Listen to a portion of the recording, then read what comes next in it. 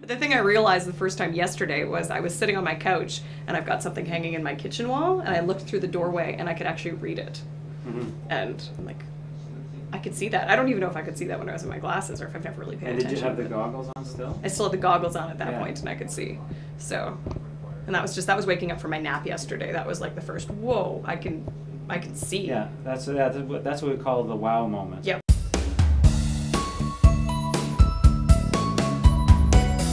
Everything to do with the internet and also everything if we record phone calls, and then there's all of our levels and then all the controls that actually run the radio station. If I go and take my glasses off, I can't see much. It's pretty, but I can't read anything. The only thing I can really tell is here that the levels are where they should be, but I can't even read the thing there that I know says Media Touch. I'm constantly reading. That's basically what it boils down to. So being able to do that without having my glasses, without having a glare that I've got going through right now, it's just going to make things a little bit easier. So this is probably one of the places I am the absolute most excited to go and get the LASIK done, is because in my shower for years I have been shaving my legs and I've had to guess if I've gotten that spot or not, or just sort of felt my legs up. I'll be able to see my legs when I shave them in the shower once I get LASIK.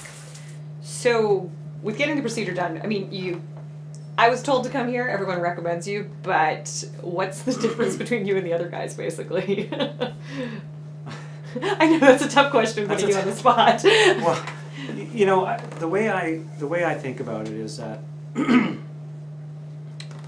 if you, say, had a legal problem, and let's say it had to do with, I don't know, a mortgage or something like that, you probably wouldn't go to a criminal lawyer. You'd probably go to a lawyer who specializes in mortgages. And what I do is cornea.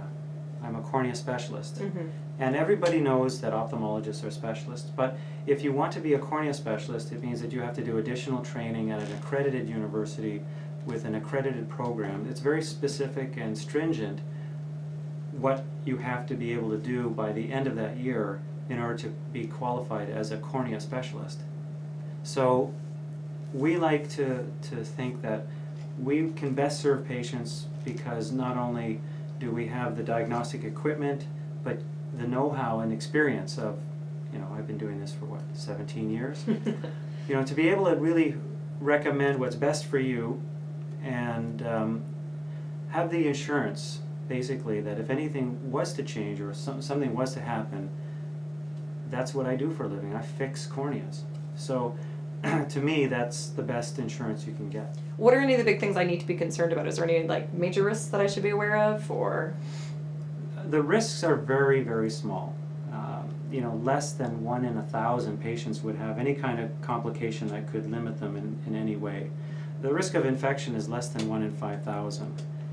So as far as medical procedures go, it's one of the safest procedures around, and it's probably the most commonly performed surgery in North America. We've gone through all of the numbers. The numbers look all very good. The topographies and the pentacam analysis, all that testing that we did before, that's all good.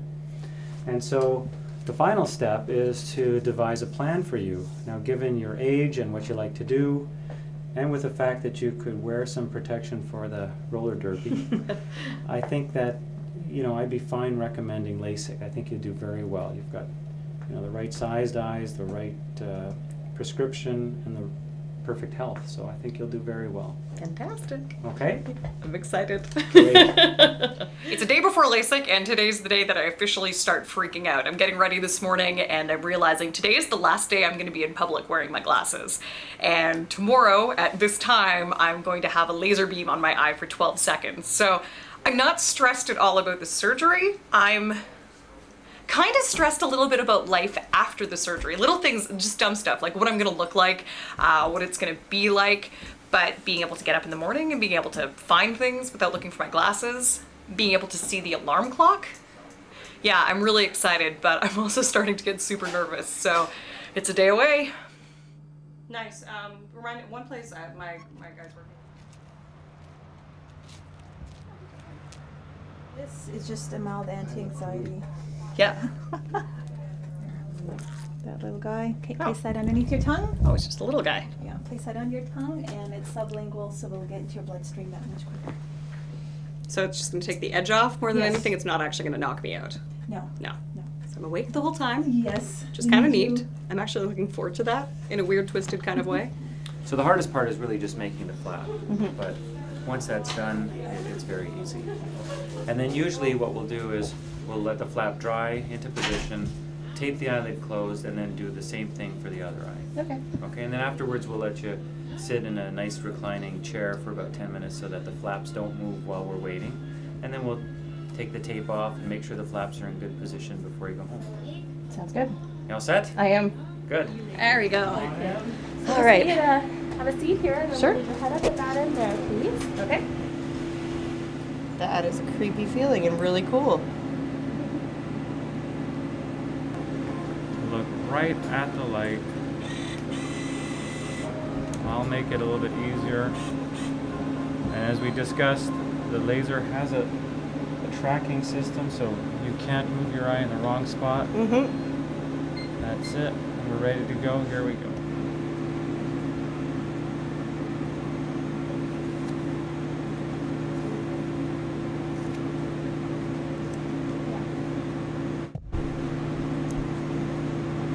And you're done.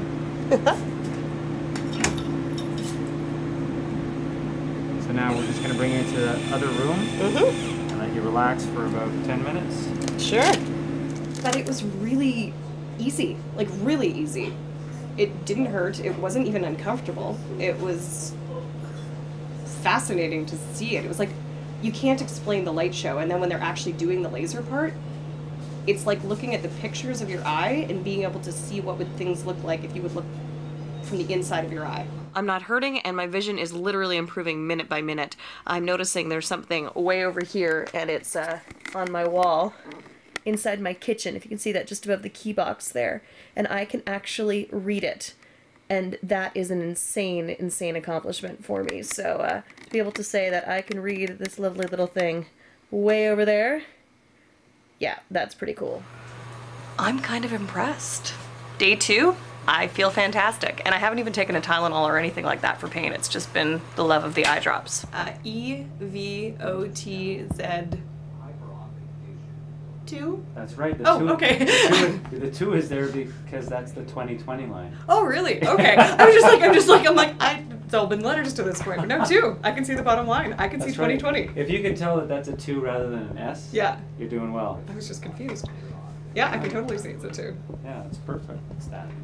I can't say enough. I mean, I was expecting it to hurt. It didn't hurt. I was expecting it to be a lot more uncomfortable. It's not. I mean, I've got a little bit of dry eyes going on. I'm using drops more than once an hour, but I wasn't expecting it to be this easy.